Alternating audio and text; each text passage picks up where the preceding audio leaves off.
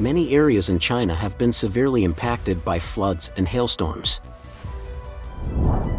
Steel bars that simulate vegetation are used to deceive aerial photography. The CCP promotes the use of new energy cars in rural areas. Reporters Without Borders, the CCP is the worst enemy of journalism. The story of a young man who awoke, abandoned, and escaped the CCP. It's all covered in today's China Truths. Many areas in China have been severely impacted by floods and hailstorms. Heavy rain and hail have once again wreaked havoc as summer approaches in China. A video circulating on the internet captured the disastrous scene in Changsha City, Hunan Province, where heavy rainfall on May 4 transformed streets into rivers, leaving many roads flooded and vehicles submerged. Even the exits of toll stations were flooded, exacerbating the situation.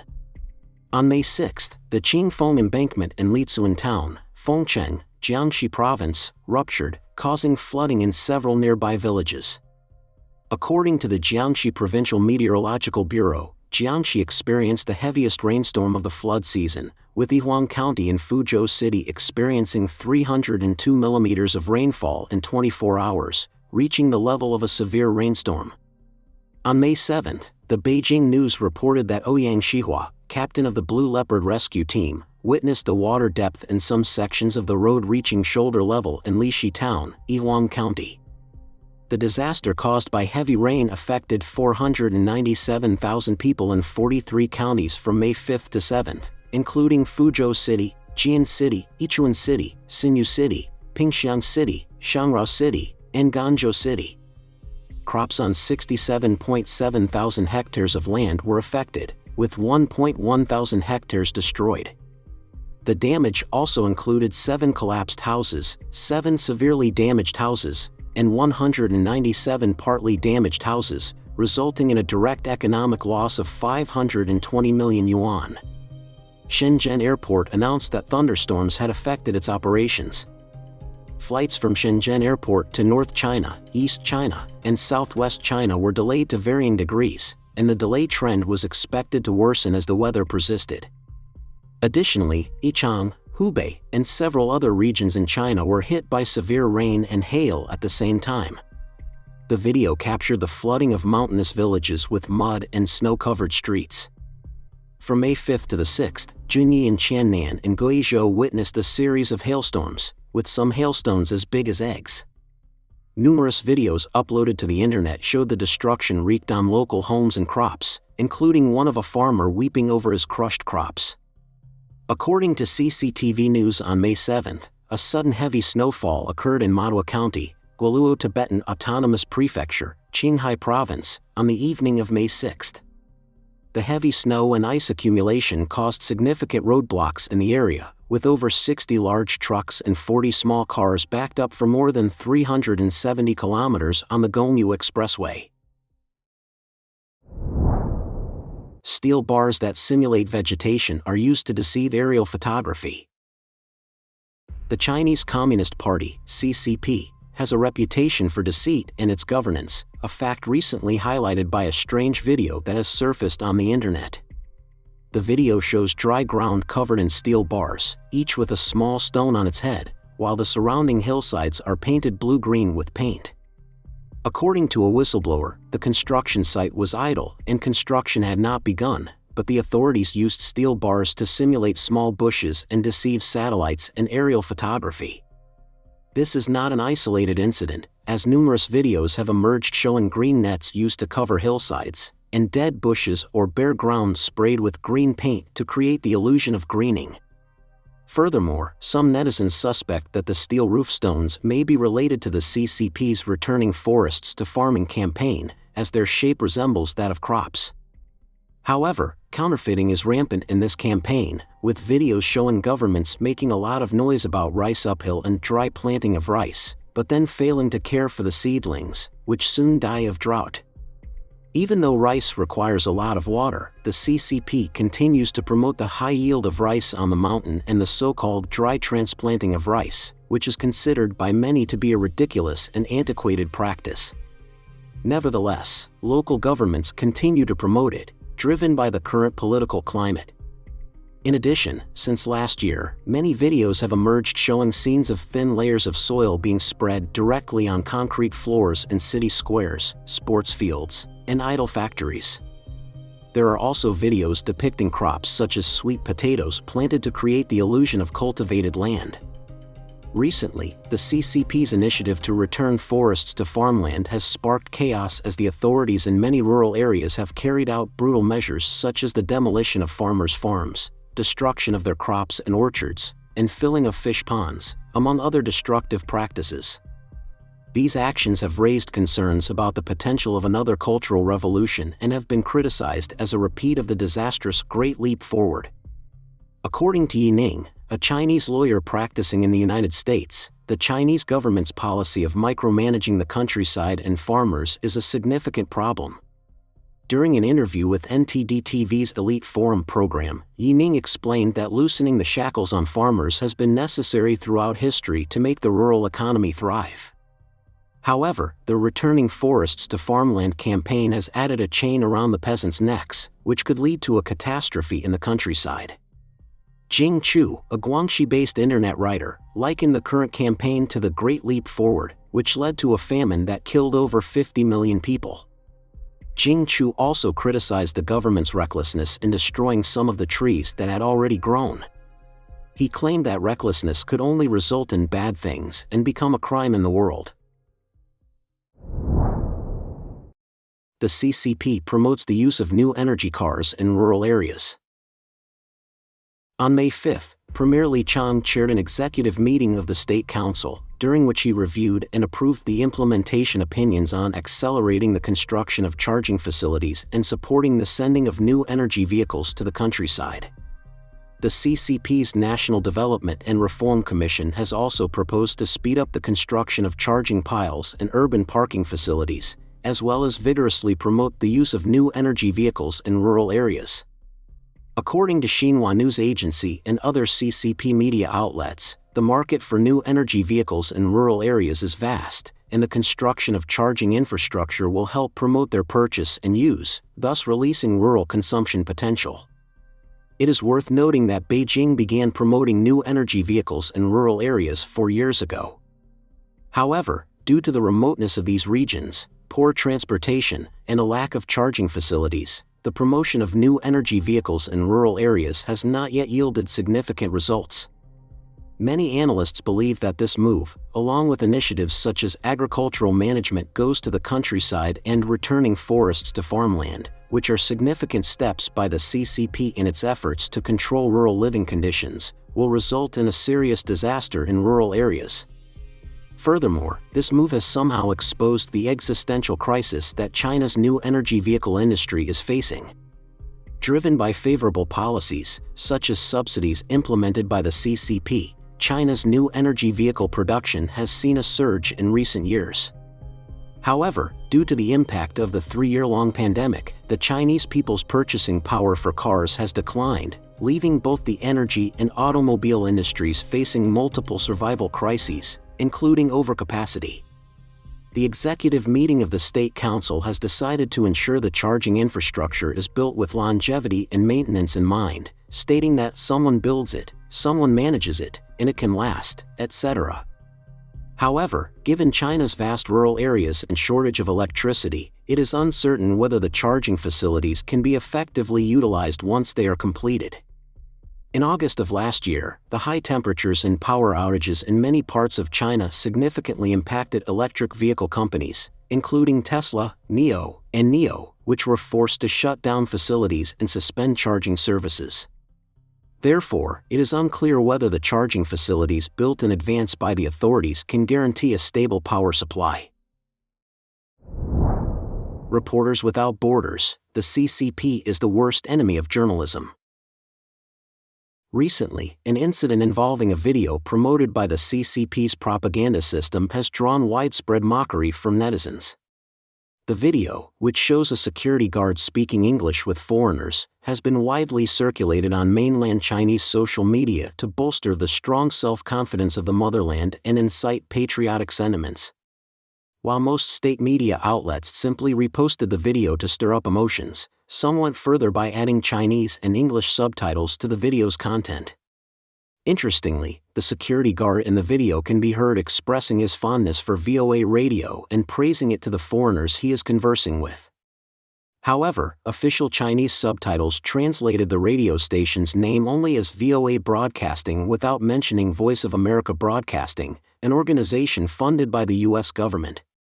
As its political news and programming often expose the darker aspects of Chinese society and criticize the Chinese Communist Party, VOA was branded an enemy station by the CCP and was strongly prohibited.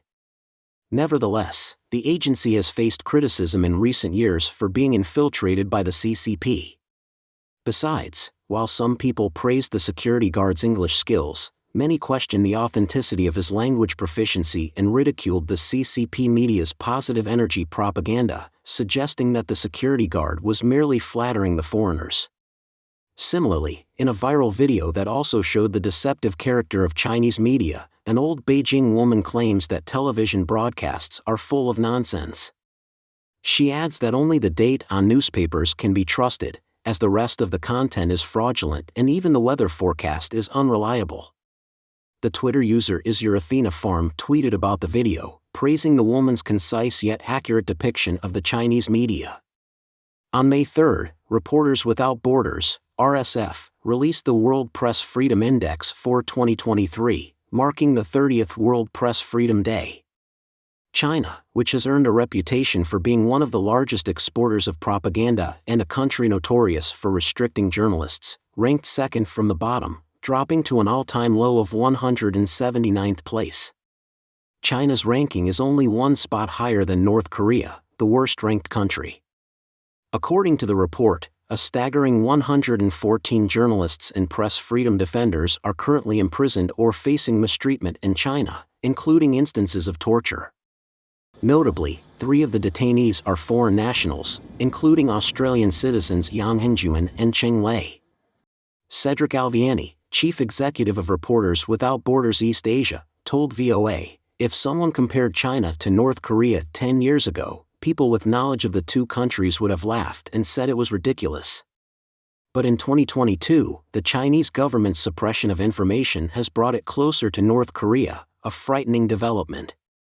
In the 2021 Global Press Freedom Index, China ranked 177th out of 180 countries.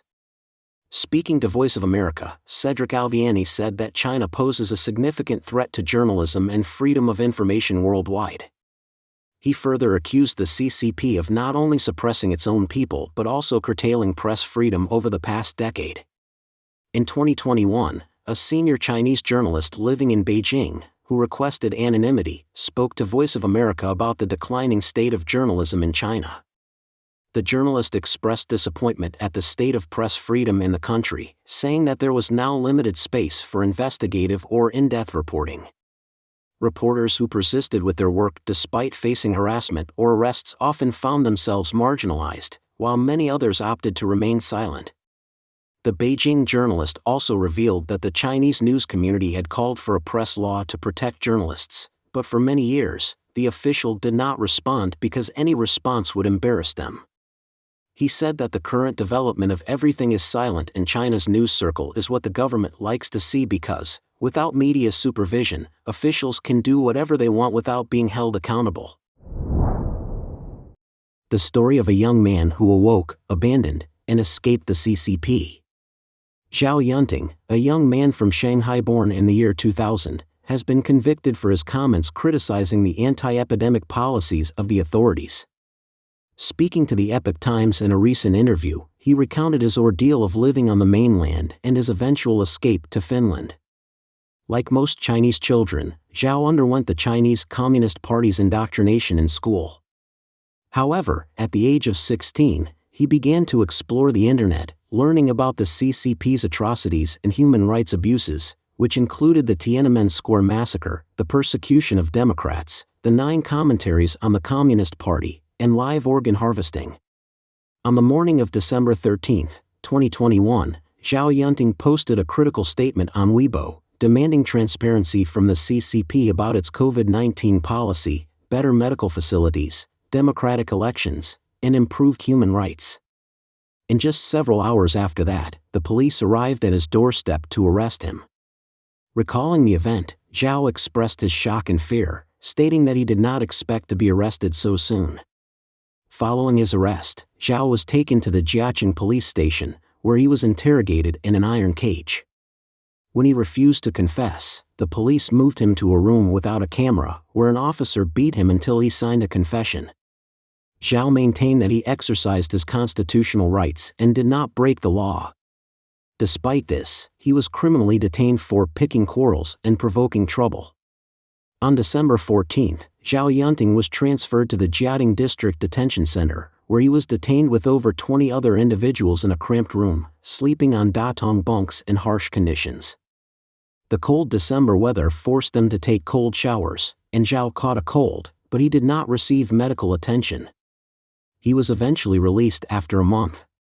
In 2022, the police visited him to warn him not to criticize the government again, leaving him disgusted and surprised by the extent of the surveillance.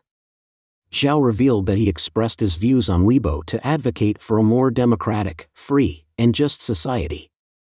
He spoke out against the suppression of dissidents and human rights defenders by the government, which considers any unfavorable speech a crime of inciting subversion of state power. At the end of March 2022, Shanghai imposed a citywide lockdown. Zhao Yunting witnessed the suffering of the elderly, who were not proficient in using smartphones and were unable to purchase expensive food online. Some people with underlying conditions could not wait for timely rescue and eventually died.